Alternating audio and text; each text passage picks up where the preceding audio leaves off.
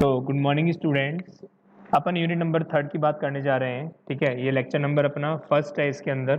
ठीक है, तो इसके अंदर हम बात करेंगे building bylaws and NBC regulations के बारे में। ठीक है ना। तो बिल्डिंग बाय लॉज जैसे कि पता लग रहा है आपको, ये सेट ऑफ रूल्स होता है। ठीक है ना।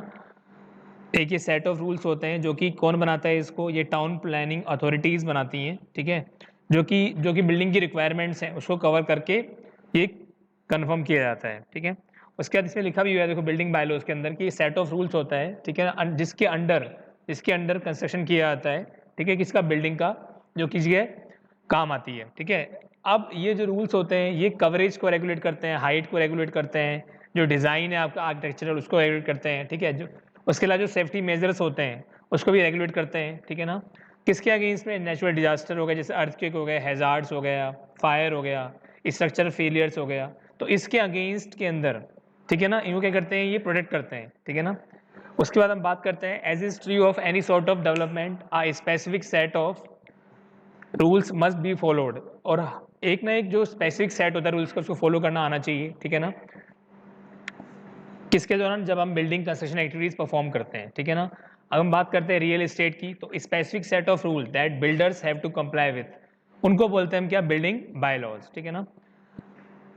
अगर हम बिना बिल्डिंग बायलॉज के बिल्डिंग बनाते हैं, ठीक है ना, तो क्या होता है, cities will be confronted with excessive coverage और हैपेजार्ड डेवलपमेंट हो जाते हैं, जिससे कि जो कंडीशंस होती हैं काफ़ी, कह सकते हो, डिस्टर्बेंस पैदा हो जाता है। ठीक है, इनकन्वीनियंस पैदा हो जाता है लोगों के बीच में। ठीक है ना। बिल्डिंग एस्थेटिक्स प्रॉपर तरीके से नहीं हो पाते हैं, तो यही इसमें बताया गया है। आगे चलते हैं इसके अंदर। अब इसके अंदर बताते हैं हम कि जो रूल्स और रेगुलेशन में बताई थी आपको, कौन बनाता है इसको, ये टाउन प्लानिंग अथॉरिटीज़ के द्वारा बनाए जाते हैं। ठीक है ना। जो कि ये इंश्योर करते हैं किसकी, पब्लिक की सेफ्टी को इंश्योर करते हैं। ठीक है, throughout the open spaces, minimum size of room and height and area limitation are known as building bylaws. मतलब क्या हो गया इसके अंदर कि मतलब जो सेफ्टी होती है पब्लिक की, चाहे वो ओपन स्पेसेस हो, चाहे वो मिनिमम साइज ऑफ रूम्स हो, चाहे वो हाइट हो, चाहे वो एरिया का लिमिटेशन हो, उसको हम क्या बोलते हैं, ये सब किसके अंदर आते हैं, ये सब बिल्डिंग बायलॉज के अंदर इंक्लूड होते हैं। ठीक है ना। रूल्स और रेगुलेशन जो कि बहुत लार्ज स्केल पे रेगुलेट किए जाते हैं किसी बिल्डिंग एक्टिविटी के अंदर, किसी भी बिल्डिंग एक्टिविटी को बनाने के लिए। ठीक है ना, उसको एक फॉर्मुलेट करते हैं एक डिसिप्लिन के अकॉर्डिंग, जैसे ग्रोथ जो है बिल्डिंग की काफ़ी अच्छे तरीके से हो, और जो डेवलपमेंट है टाउन्स का और सिटीज़ का वो एक प्रॉपर प्लान वे के अंदर हो। ठीक है, आगे चलते हैं इसके अंदर। देखो, तो इसमें मैं लिखा भी हुआ है यहाँ पर, देखो ये मैं अपने अकॉर्डिंग बोल रहा हूँ कि सर्टेन रूल्स और रेगुलेशंस, ठीक है, जो कि एनफोर्स नहीं किए जाते हैं। ठीक है ना। कभी कभार क्या होता है, हाउस ओनर, ठीक है ना, जो क्या करते हैं, रेजिडेंशियल बिल्डिंग कंस्ट्रक्ट करते हैं। ठीक है, अपने अकॉर्डिंग, अपने मतलब अपनी मन मर्जी के अकॉर्डिंग कर लेते हैं, तो उसको हटाना है, उसको हमको इग्नोर करना है। तो उसके लिए हमको क्या करना होगा, आपको कुछ रूल्स लेके चलने होंगे। उन रूल्स को क्या बोलते हैं, बिल्डिंग बायलॉज बोलते हैं। ठीक है ना। उसके अंदर आपका वेंटिलेशन आ गई, आपकी प्राइवेसी आ गई, जहाँ जो लोग रहते हैं उसकी, ठीक है ना, सेफ्टी आ गई, सिक्योरिटी आ गई, आसपास के लोगों की सेफ्टी सिक्योरिटी आ गई है। ठीक है। उसके बाद आपको यहाँ पर आपके जहाँ पे आप रह रहे हैं तो उसका डेकोरम कैसा होना चाहिए। ठीक है, डिग्निटी किस तरीके से होनी चाहिए, डिसेंसी किस तरीके से होनी चाहिए, ये सब के सब किसके अंदर आ जाएगा, आपका बिल्डिंग बायलॉज के अंदर आ जाएगा। फिर हम बात करते हैं इसके अंदर बिल्डिंग बायलॉ पर्पस की। ठीक है ना।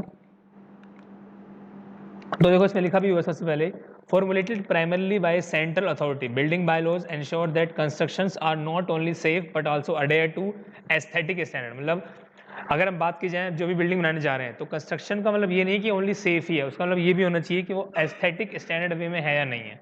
ठीक है, उसका मतलब क्या, in that sense these regulate the construction and the architectural aspects of construction activities.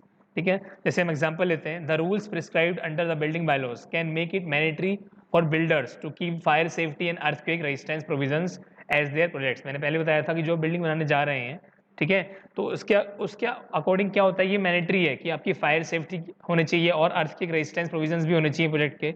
उसके बाद building bylaws also govern the provisions for open spaces as in a project. मतलब जहाँ पे आप बिल्डिंग बनाने जा रहे हैं तो अब ओपन स्पेसेस का होना बहुत इंपॉर्टेंट है, with the aim to ensure the developments do not turn the city into a concrete jungle। मतलब इस तरीके से आपको कंस्ट्रक्शन नहीं करना है कि जो बिल्डिंग है वो एज एक कंक्रीट का जंगल बन जाए।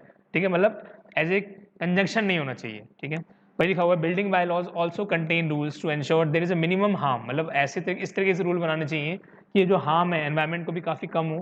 ठीक है ना, डेवलपमेंट इस तरीके से होना चाहिए। ठीक है, फिर हम बात करते हैं इसके अंदर कुछ फंडामेंटल प्रिंसिपल्स हैं। ठीक है ना, वो कौन कौन से प्रिंसिपल्स हैं।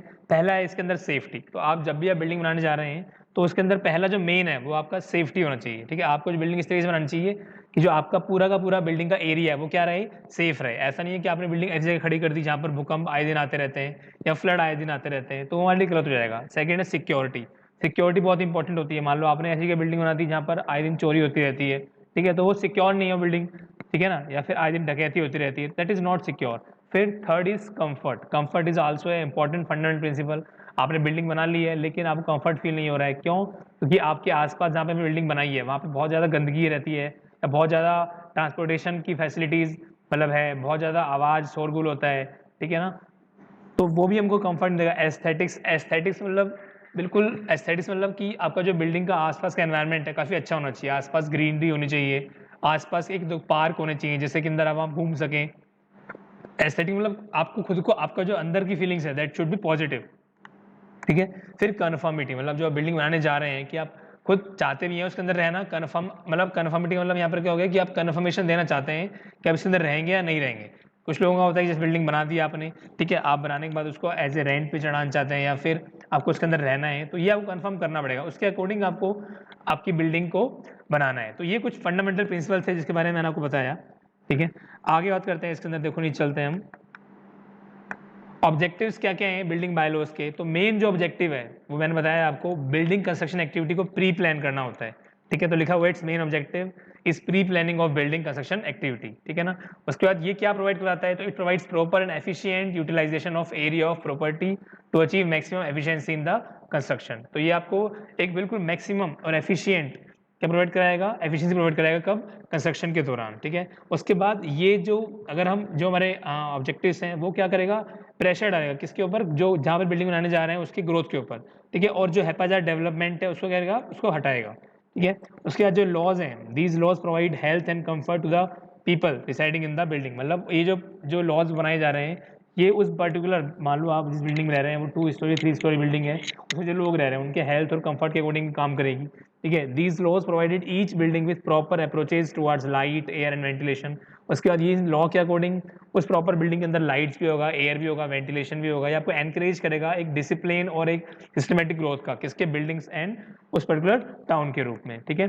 फिर ये जो प्रिंसिपल्स हैं जो कि बिल्डिंग बायलॉज के अंडर आते हैं, देखते हैं। Classifying the building with unit as a family and mentoring the requirement. उसके बाद क्लासिफाइंग करते हैं हम रूम्स को अकॉर्डिंग टू यूज हो गया, ठीक है, अकॉर्डिंग टू स्टैंडर्ड हो गया, उसका साइज हो गया, हाइट हो गया, फ्लोर एरिया हो गया, वेंटिलेशन हो गया, हाइट हो गया, लाइट हो गया, ठीक है। उसके बाद स्पेसिफाई करेंगे हम कंपाउंड वॉल की हाइट क्या होनी चाहिए, गेट वॉल के लोकेशन क्या होना चाहिए, ठीक है। उसके बाद मार्जिनल स्पेस को को कंट्रोल कर पा रहे नहीं कर पा रहे, ठीक है। उसके बाद इंसिस्ट कर पा रहे हैं सुटेबल फ्लोर स्पेस इंडेक्स को या फ्लोर एरिया रेशो को।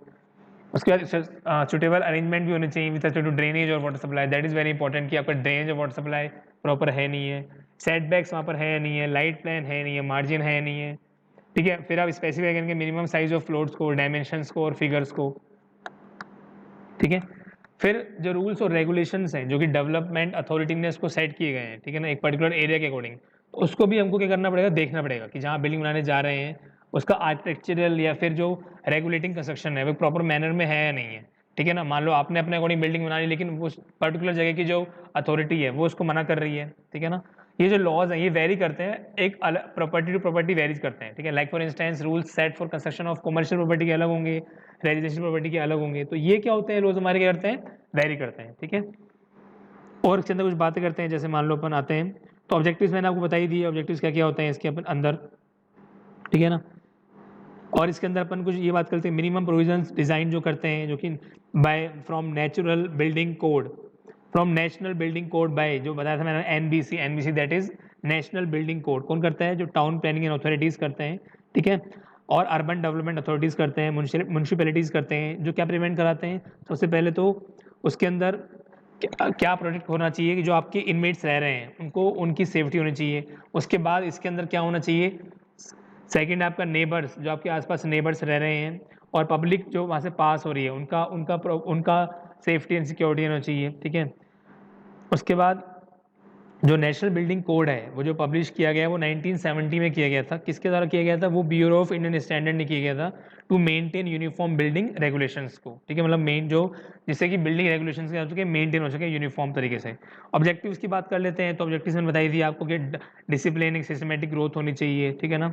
उसके बाद एक आपको प्रोविजन मिलना चाहिए जिसके अंदर आपकी सेफ्टी हो, किसके अगेंस्ट में? फायर के अगेंस्ट में, नॉइज के अगेंस्ट में, हेल्थ हजार के अगेंस्ट में, ठीक है। फिर प्रॉपर यूटिलाइजेशन ऑफ स्पेस होना चाहिए जिससे कि मैक्सिमम एफिशिएंसी मिल सके प्लानिंग के रिगार्डिंग, ठीक है। फिर इसमें बताया था, आगे चलते हैं हम, due to these bylaws each building will have proper approaches, light, air and ventilation, ठीक है। तो इस लेक्चर में इतने रखते हैं हम, ये ऑब्जेक्टिव्स अपन ने पढ़ लिए, प्रिंसिपल पढ़ लिए, ठीक है। मिलते हैं नेक्स्ट लेक्चर में, तब तक के लिए बाय बाय, टेक केयर।